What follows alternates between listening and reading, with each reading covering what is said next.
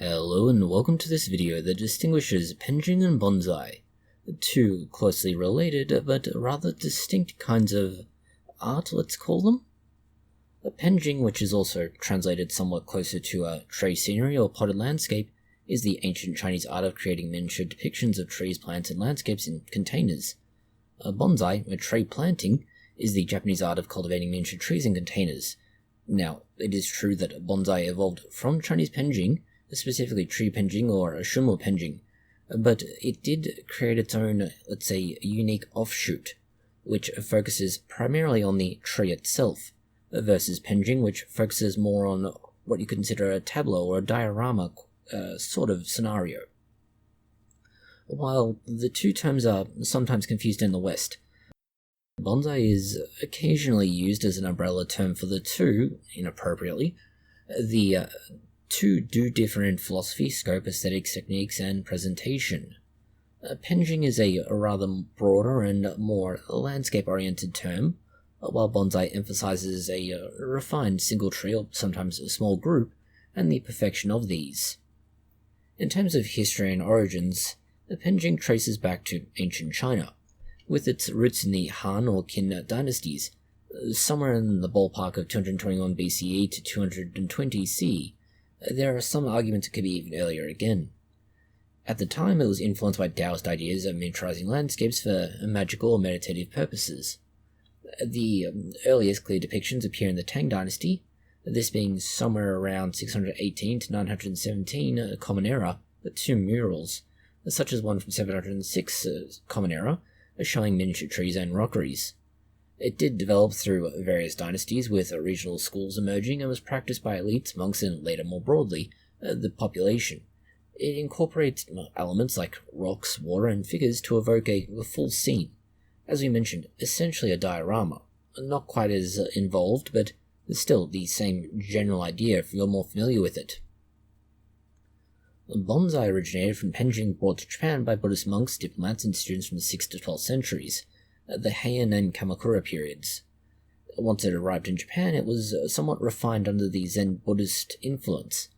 This was a philosophy that favored simplicity, austerity, and contemplation of a single ideal tree that represented the universe.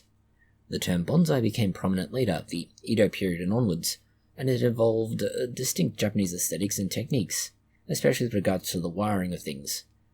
After World War II, it gained considerably more popularity, partly because there was a rather sudden influx of foreigners into Japan, most of them wearing green at the time, and of course Japan had a much more active role to play in the world that didn't involve diplomacy at the end of a gun. The key point is that bonsai is essentially a specialized descendant of the Chinese tree penjing, adapted and Japanified, with greater emphasis on technical precision and minimalism. In terms of the core categories in scope, penjing includes three main categories, at least according to traditional classifications. Shumu penjing, which is also called tree penjing, focusing on one or more trees that are planted and shaped by pruning, wiring, etc. This is the closest to bonsai. Shanshui penjing, which is mountain water landscape penjing, miniature landscapes using shaped rocks, often in water trees with small plants. And Shuihan penjing, which is water and land penjing. It combines trees, soil, water, rocks, and often miniature figures, buildings, or accessories for a complete scene. The penjing, by comparison to bonsai, is somewhat more holistic, symbolic, and expressive of broader natural panoramas, emotions, landscapes rather obviously. Bonsai, by contrast, primarily focuses on a tree, or possibly several trees in a pot, which is meant to mimic mature, full-size trees in nature. Now, it can include group plantings such as yosei or rock plantings, ishizuki, but it rarely incorporates water scenes, figures, or extensive accessories in the classical Japanese style. Saike, tree landscapes are a related but distinct Japanese form. Aesthetically and philosophically, the two do differ. Penjing is more wild, natural, perhaps it would be better to say expressive or symbolic. It allows for the dramatic, irregular, exaggerated forms, such as strong directionality or a broader apex or pad lines, leggy branches, things that would be considered a defect in a regular bonsai. This emphasizes the artistic nature of it, a personal emotion, and to an extent portrays a more natural phenomena. It's it can be compared, and this is somewhat pretentious to say, three-dimensional poetry. Regional variations also exist with different styles occurring depending on what you're looking at. Some of it is more obvious, such as pots with their color and creative aspects. Others are slightly more subtle. Bonsai is relatively more refined, controlled, and idealized. It's pursuing a physical perfection of an old tree with clean silhouettes, compact shapes, precise ramification, and balanced proportions. The strong influence of Zen is apparent. The simplicity, asymmetry within the rules, and to a certain extent contemplation. The pots are also typically understated, low-sided, and are more muted in terms of colors and lines.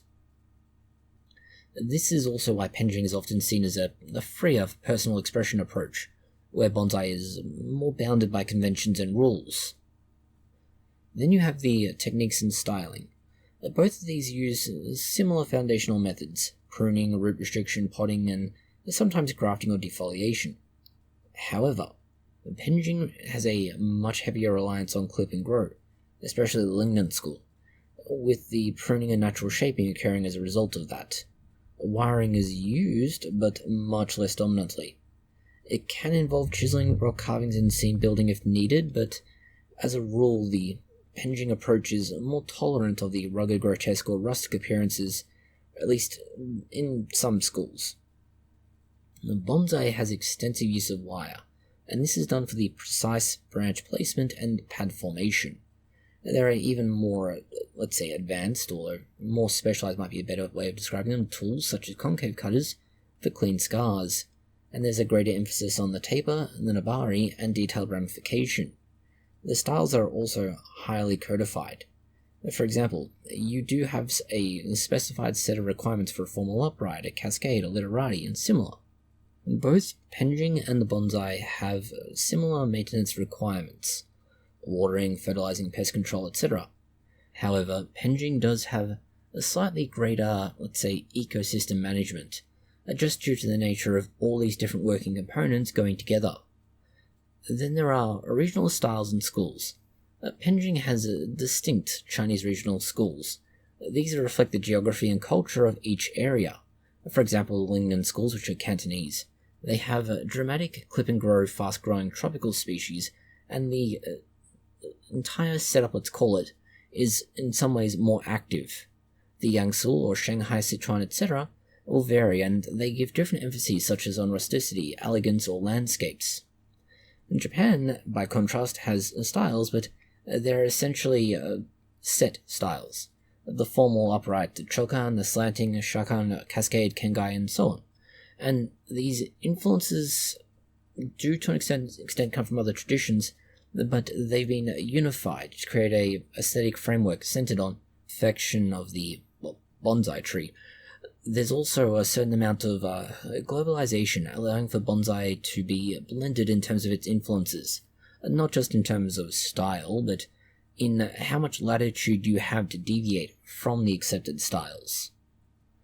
In terms of cultural context and display, Penjing is often part of classical Chinese gardens. For lack of a better way of phrasing this, symbolic of harmony. At least harmony with nature, self-cultivation, and to an extent escaping urban pressures. It also can include poetic or literary influences, and is displayed as a living sculpture or a scene. Bonsai is more deeply tied to Japanese Zen and aesthetics. It's viewed individually or in curated displays, or possibly sometimes alongside with an accent plant or a suiseki, a viewing stone. And it emphasizes, to an extent, wabi-sabi, imperfect beauty, and transience. Now, both of these have effectively promoted similar things: patience, mindfulness, and connection to nature. But Penjing is leaning more towards the immersive of landscape storytelling than it is towards the, let's say, singularity of bonsai. Now, both have similarities as mentioned. Both miniaturize nature and use container cultivation and horticultural techniques. There are shared origins, tools, and goals, especially with regards to evoking aged trees or certain scenes. Both require long-term dedication, as trees can live decades or even centuries, and both are used for contemplation, decoration, and artistic expression. This is also where we bring up the earlier point of globalization has led to enthusiasts blending the elements together, meaning boundaries are blurred, especially in modern terms. We have here a table showing you the rough breakdown of what's happening and how. Just be aware that this is generalized, for lack of a better word. So, obviously, being in a table, it's hard to say every example that exists in the world will fit perfectly into it, but it should give you a good idea of what's going on with who, what, and where. In essence, Penjing is the parent to bonsai, the parent art form that's both expansive and scenic, while bonsai is its refined tree-centric Japanese evolution, or offshoot. Both are meant to enrich horticulture and art, with growing crossover today. Enthusiasts often appreciate both for their complementary strengths, and if you're interested in starting Penjing, it offers more creative freedom for landscapes, while bonsai offers a deeper technical mastery in terms of tree shaping, which means that each of these can satisfy very different needs and wants, possibly better to call them interests, in what you want to get out of this. Thank you for watching this video. If you have found it interesting, consider liking, sharing, and subscribing, and please do post any comments, questions, or suggestions that you have below.